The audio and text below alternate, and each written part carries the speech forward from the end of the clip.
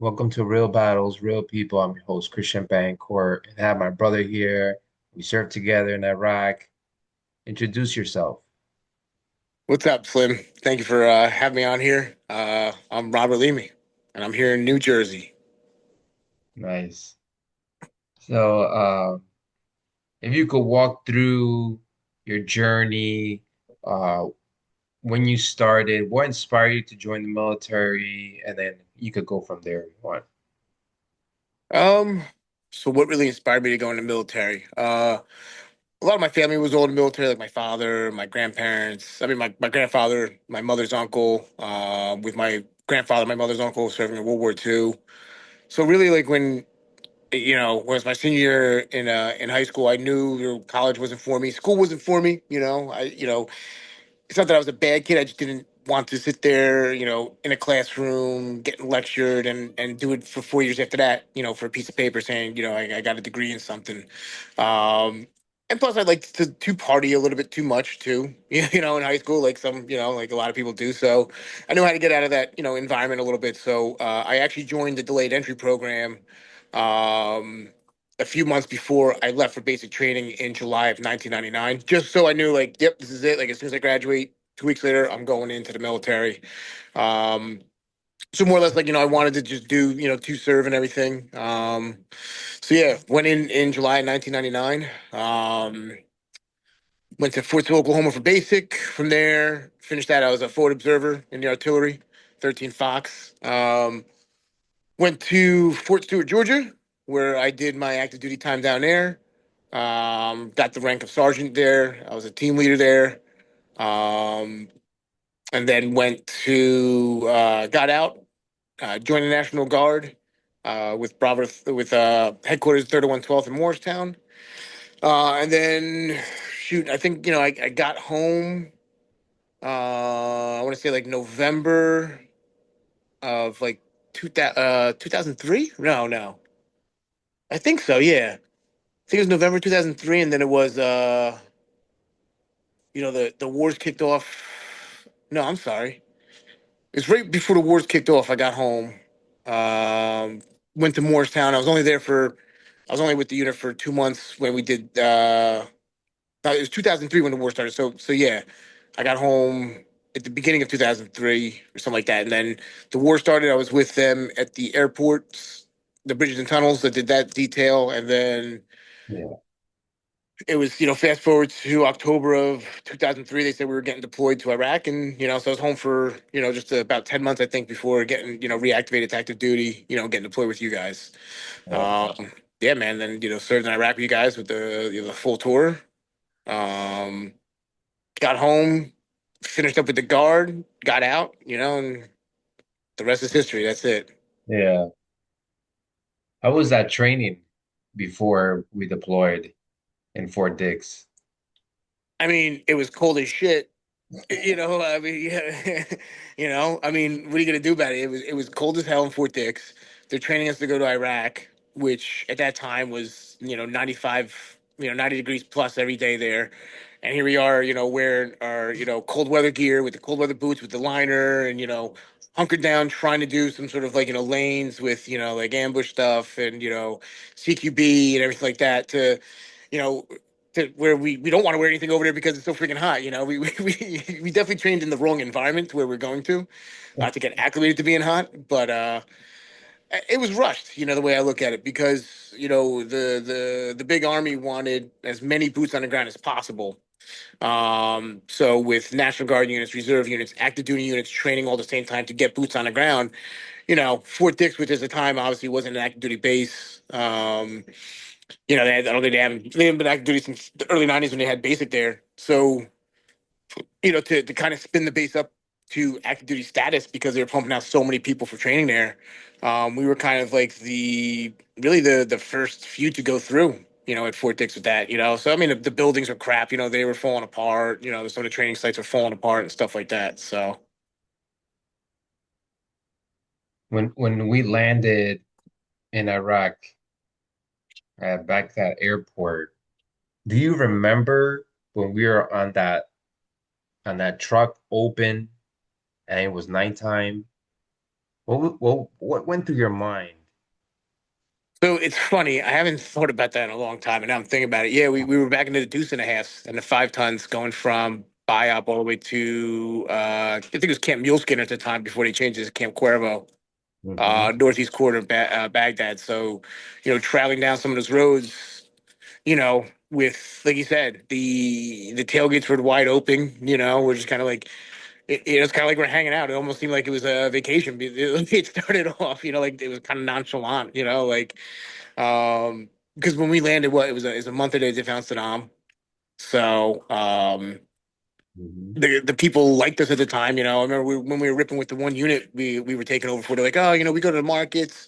Everyone likes us and everything. And I remember like one of the sergeants was like, it's you kind of see it where they're not turning on us, but they we did our job. That we got rid of Saddam, so they want us to kind of leave. And you kind of saw that progress more and more when we were there. But with the general population there, them like they were very thankful that what we did to get from under Saddam's regime and everything like that. But it almost seemed like they were kind of ready for us to move on because they wanted to have their country, and then run it on their own kind of thing.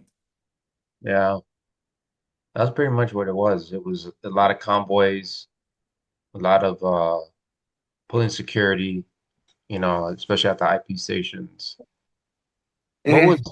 what was the toughest moment during this deployment that we shared together?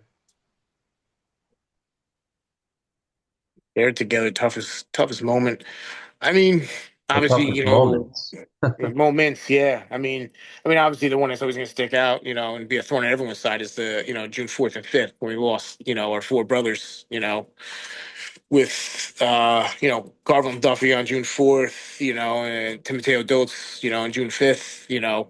Yeah, it's tough, especially it impacted everyone differently. Like Dulce, him getting injured, when we were in training, thinking that, he wouldn't show up with us, as showing up, coming back with the unit, um, Carvel, for me is very tough, the survivor's guilt and everything for what he did, which we don't have to get into really that much here, but that was a big, I think that's big with everyone, Yeah, the way it is. yeah. I remember Staff Sergeant Carville that he used to pick us up where I lived in North Bergen to pick up Lavelle in Jersey City. Then he would pick up Moncayo and Bayonne and then drive us to drill. Hmm. It was insane, like what he was doing. And just to show the type of person that he was, he gave up. He said, I'm going to pick up these soldiers because they need to go to drill. They don't have a car. Yeah. And at that moment, he also, when we were doing the training, he also was like, it was me, Moncayo, I think someone else. I forgot who they were. And he would be like, you guys stay in the Hummer. I'll be up and and it was like -10 degrees. And he was like, you guys stay warm, I'll stay up in the turret. Hmm. And goes to show like the type of person that he was. And, you know, at times it's like, why him? Why this? And, it marinates in your head like, you know, I don't know, did we do a purpose in this battle with Iraq? So, I mean, it's funny that you kind of say that. I know we've talked about it before. When we were there in the early of 2004, like I said, it was a month after they found Saddam. So, um, the infrastructure of the city was kind of in shambles. The electrical grid, the schools there. I mean, look, when we first got there, we were driving through a feet, at least a foot of sewage water. Like turds floating in the street as we're driving down the street from their sewage being backed up. And look at what we did, even our first 6 months there, not us, but, the military as a whole, the Corps of Engineers, what they did with how they had them, yes, they still burned the garbage and everything, but at least they had them they put those big pits in where they went to go burn their garbage outside the outskirts of the city. They cleaned up their storage systems, to where, after about 4 months being there, 6 months, like they weren't backing up anymore. Like there was no raw sewage in the streets. Some of the schools that we saw there were just kind of like shells of a school. I think there was one like right behind, New Baghdad Police Department, and you saw that like they started building up on that and everything like that. The blackouts that they used to have there wasn't as prominent. You saw them bring up some of the power stations that were just kind of sitting dormant. They fixed them up to get them more power and everything. So, what we did to stabilize the country was great. We can't say that the bloodshed that was lost wasn't worth it. When you look at what you did for, yes, I mean, for the reasons we were over there, weapons of mass destruction, you go back and forth about that, but for what we did for the people of building our infrastructure, giving them more than they ever had under the hand of Saddam, like, a lot of people, they go past that and they don't look at that, and that's, when it sucks when you think about like, not just our guys, but, everyone that was lost overseas from Iraq and Afghanistan, but Iraq in particular with us, and for what was done, the schools being open, being afforded to be used, by the people. Like I said, the power, the sewer, like it was put into place to give them more stability. So that's the one thing I look at as a promising thing. What that came out from us being there, helping them build up to their country to to have more accommodations. Yeah. And during all that time that, because you weren't with us the first 6 months, you were with us after that, because there was Yeah, a transition that happened. yeah. So I was with First Platoon. And I was Bravo team leader for first platoon and first squad. No, I'm sorry, second squad. Um, and then back in it was the end of June, beginning of July. I got promoted overseas as to squad to staff sergeant, and that's when they moved me to third platoon, to Scorpions, and that's when I was your guy's squad leader for the last 6 months. Yeah.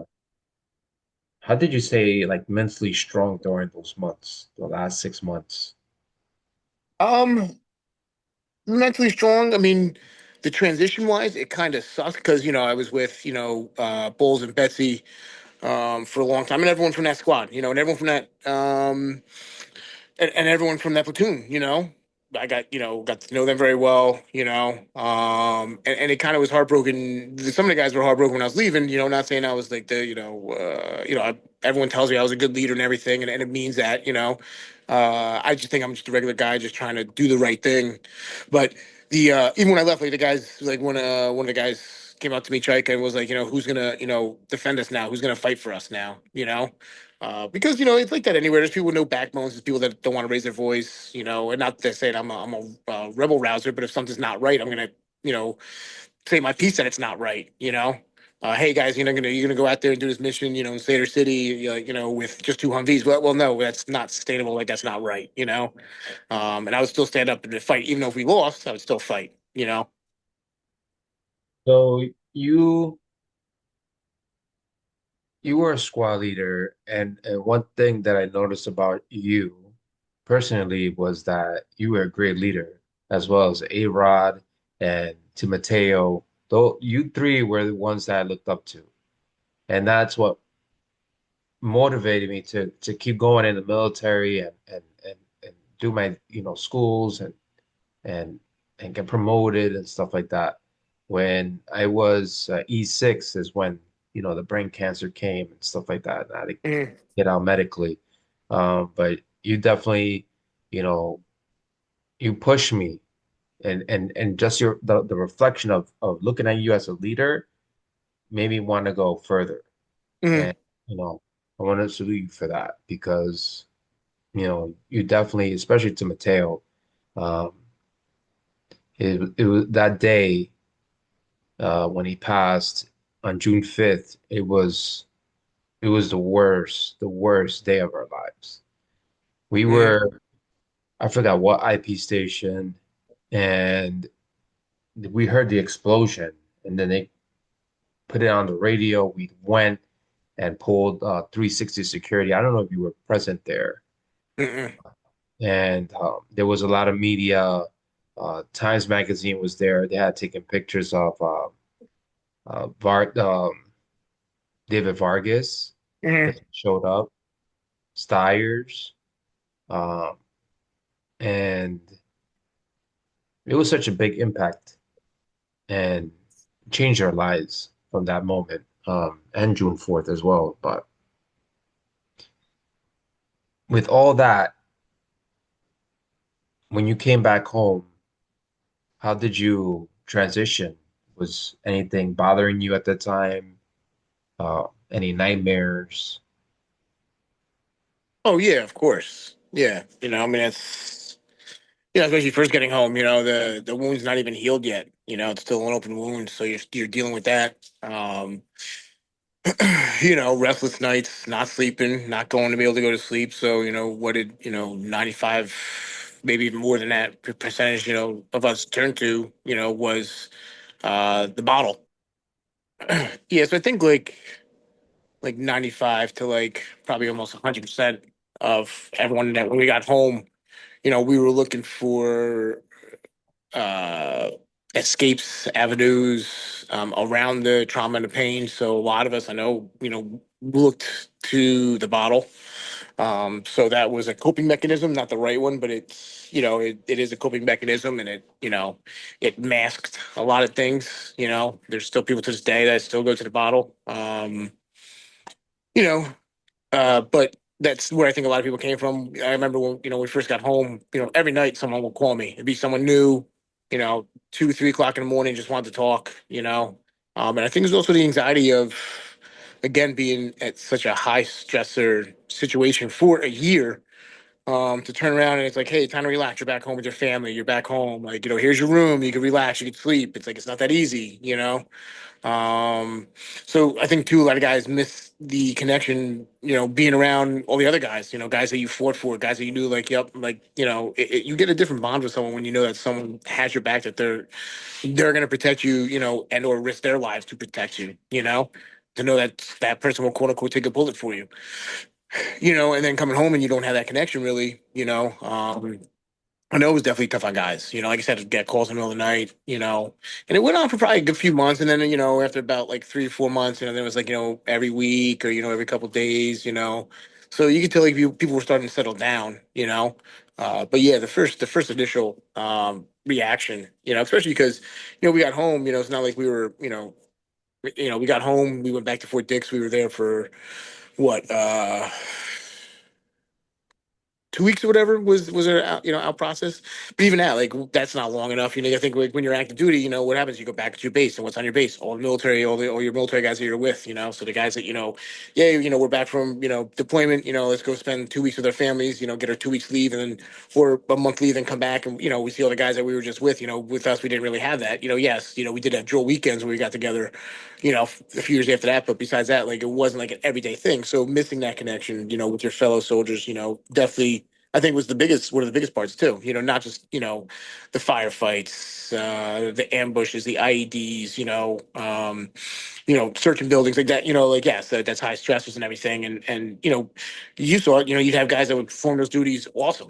But as soon as they got back to base or whatever, they would just be like zombies. And you're just like, oof. It's definitely getting the toll. The deployment's definitely taking a toll on people. And I could only imagine some of those guys when they got back home the release. And that's why, again, like a lot of people turn to, the bottle. Yeah, it was a big thing. You know, I was always going out every night except Mondays and drink, Yeah. and it was a thing. It was like a normal thing, but that was to cope. That was to avoid the thoughts and the flashbacks. Um, Hmm. but once you close your eyes, they come back. Yeah. Yeah. It's always that tape that's always playing. Like your head's like a big VCR, which some of these young kids probably don't know what VCR is anymore. But that that tape's in your mind and it just keeps replaying, and there's no overriding it, no nothing. It's always, you don't know what tape's gonna play that night. You put your head down and it's just a new tape plays and you're like, holy shit, I forgot all about that. It's tough. Waking up in the middle of the night, like I still had like the whole overheightness, like I still check all the doors, all the windows, all that stuff, for security, stuff like that. Yeah, you sit in the with your back against the wall in the restaurant. Yeah, yeah, and always like observing people as they come in and everything like that. Being a real people watcher, you could say. You know. Yeah, when I was dating my wife, I told her. by the way, I'm looking at everybody, men and women. So don't think I'm trying to check out some babes, but I'm trying to check out some dudes. I know. You let your wife know easily. Hey, before we get married, just let you know. I don't know what I am yet. If I'm straight or gay, I don't know. I don't know. Yeah, Came out from deployment and yeah. I Hanging met out with a this bunch of guy named dudes. Bob Leamy. I don't Yeah, know. yeah. Hanging out with a bunch of dudes. Mm. Oh man, we had some good times and some bad times. Uh, Yeah. It's funny, like, when you think of the good times, like I still remember one time. I think it was the time I actually came out with it was A Rod Squad. It was Caesar Lacerda's birthday. And they it was his birthday and everything, and found out, sitting with the guys, and I'm like, we our squad was off, and I remember going to the A Rod. I was like, hey, I was like, I'm gonna go ahead and take Caesar's spot. It's his birthday. Let him have the day off. Uh, Dude, I got like a big hug from Caesar. He's like, "Oh man, it's so great." I was like, "Dude, enjoy. Like, this is your birthday. Like, make sure you get like a nice cake, like double the cake at the at the at the chow hall. Like whatever. It depends if they had cake that they get an extra drumstick or whatever. The ice cream. I was like, get something. But you know, I remember going out with them, and we were I forgot which IP station in Seder City we were in. I think Al Nasser was that. Think so. Wasn't Al Jazeera? Maybe it was. What was the one at the apartment building that was right next to it where David got hit with the grenade that they threw off the roof? Was that Nasser? Corona? Yeah, Krama then. Maybe it was Krama. But I just remember being out there and like it was me and A Rod. We were up in one of the, on top of the roof, behind one of the sandbag, makeshift, sandbag barriers. And we just started singing 80s songs, like just on the top of our lungs, like, like cheesy rock 80s songs, like White Snake and Aerosmith, and we're just singing songs, and A Rod came over, and he's singing, and we're singing at the top of our lungs, laughing. And there's, we see the people in the street walking down, in front of the IP station, looking up and just like looking at us like in awe, like what are these clowns doing? And here we are, we're laughing, we're singing. You see some of the people also like, as they're walking, they're kind of laughing because they see us laughing. So it's like, for some reason, that always stuck in my mind because it's like, at any point, someone could take a pop shot at us, but here we are singing like, here I am, rock me like a hurricane, on the top of our lungs, on top of an IP station, stupid stuff like that, it helped you with the time. Yeah, there was a lot of surprises. People's birthdays, like putting, was it somebody built uh they put sandbags around Humphrey's bed. I don't know who that was.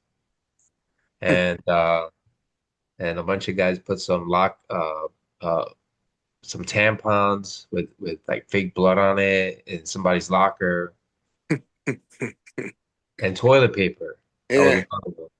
Yeah. yeah, yeah. It was the jocularity was still high because you gotta think, I mean, we're still, everyone that was there, you're 18, 19, in your early 20s, where your early 20s, look at what happens, people in the United States in their early 20s, if they're at college, they're fraternities, they're getting drunk, they have a good time. Like, we're still trying to make the best of it with what we have, to mess with people. We were still children at heart, you could say. Yeah. So when you transition, uh, what did you, what were you doing after you transitioned from the military to civilian life? What occupation? So I had a close friend of mine from high school. Her father, I was very close with the family. He was a motorcycle mechanic at one of the Harley dealerships in Jersey. I was at their house one of the days when I came back and just like, having a few beers with them and talking to him. And he's like, hey, he's like, you want to come be a mechanic, at Liberty Harley? I'm like, yeah, why not? He's like, it shouldn't be, come by, do an application.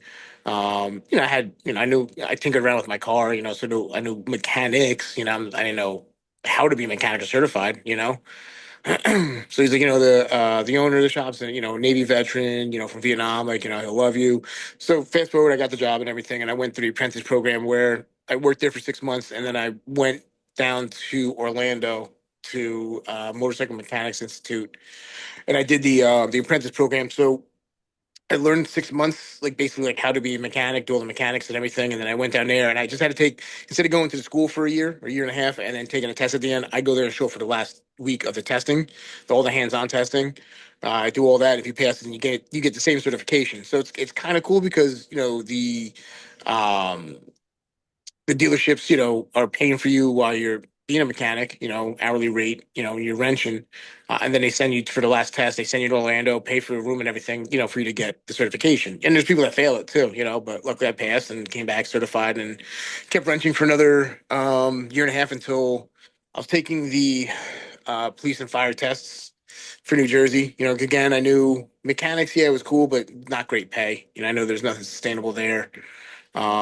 So I kept taking the fireman and police tests because I knew, like, decent pay, pension, health benefits, that kind of thing, like something that would, set me up at the end. My dad was a union guy, so, definitely wanted to do some sort of like unionish kind of job that way. And, yeah, in 2007, I got picked up as a cop in New Jersey and been doing that for now the past 18 years. Wow. So you're retiring soon. Yeah, yeah. As of August 1st, it'll be like 2 years, 7 months ish. With so I brought back I had 4.5 years of active duty time, so I put that all back into the pension, so I could leave with 20 years, 20 and a half years in union, with 25 years in the pension to get the 65% of my base pay and medical and all that stuff on the way out. Awesome. So Yeah. when are you gonna retire? When? Projecting March 1st of 2028. So it's You getting plan there to under 3 years. Under 3 years. you plan on relocating? Me and my neighbor? So funny, like, we just went down, I told you, the family, we just went down to Marco Island for vacation. Beautiful. We're going back there again. I like it because number one, there's not that as many people here in Jersey, down there as there is in Jersey. Like you leave the house at 2 o'clock in the morning, there's people on the road and there's traffic. I'm like, how? 2 o'clock in the morning? Um, no, I don't, we're not gonna, you know, uh, the little man, he's 5, so it's like it'd be tough to relocate at this point, especially with him going to school. And plus our family's all here. Mine's my older brother, but everyone's still here, and I'm not gonna, make that move. But the wife and I, we kind of kicked around the whole thing of, once we get older and everything's paid off, like, maybe getting some sort of house in like Wyoming, having a farm kind of thing, and get away from people as much, you know. That's nice.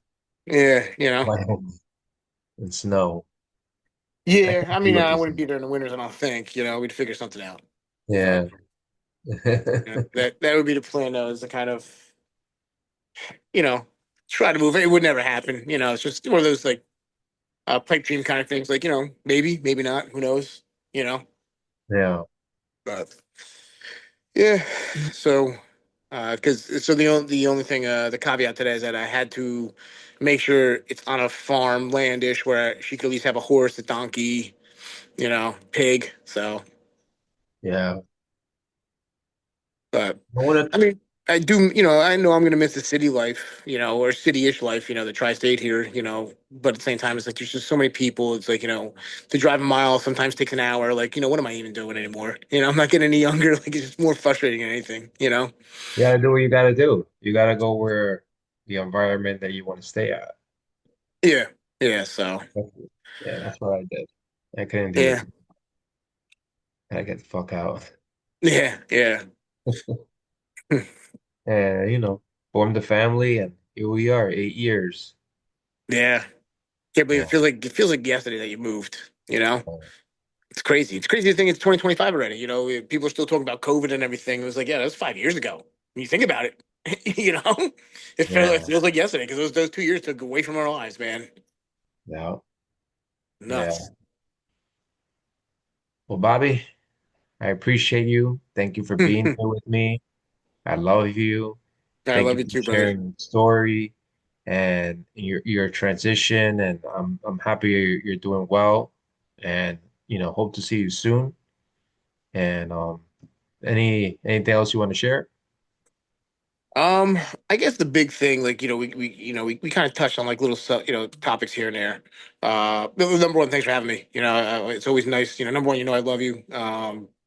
You know, outside this, it sucks. Like we try to call each other, but at least you're one of the ones I keep, one of the closest ones I keep in contact with, Um, try to reach out to everybody. It's tough, but the one thing I could say is that, for any veteran that's kind of like looking at this, and this doesn't go for veterans, this goes for everybody.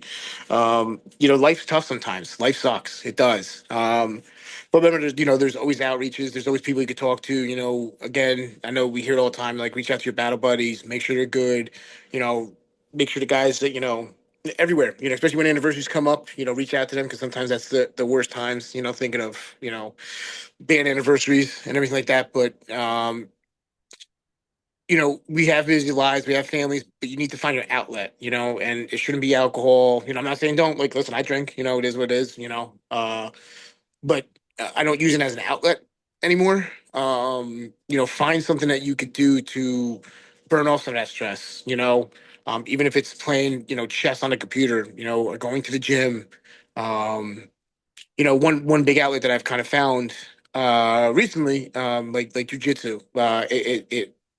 It really um it builds your mind. It makes you a problem solver. Because you're sitting there and you're in some awkward position where someone's trying to choke you out, and you calm down. And the big thing is learning how to calm down, getting into out of that bad position into a better position. So it's always working your mind. And after like like a good hard hours work, you're like, man, like you feel good, but your mind feels at ease. Like so really what I'm saying is, like, again, like the gym, like still the gym is great, but start putting your minds to where you could use them. Like, don't let your mind go stagnant, because if you do, that's when you let those intrusive thoughts come in. So think of, like I said, chess, anything that's big problem solvers that you could get out, or reading books, like that challenge you to read some big words. You're like, hold on, let me go Google this word real quick and come back. Like, we need to keep challenging our minds. Even though we get older, we still got to challenge them, because we'll fall into that hole of turning to the bottle, feeling like crap every morning, waking up because we're so hungover. Um, and these demons are winning. So to beat the demons, listen, we're always going to have it. Traumatic experiences, we're always going to have it. There's no way erasing it. There isn't. You're always going to have it. You're going to wake up with it. You're going to go to sleep with it. You're going to wake up in the middle of the night with it. You're going to be driving in your car, smell something.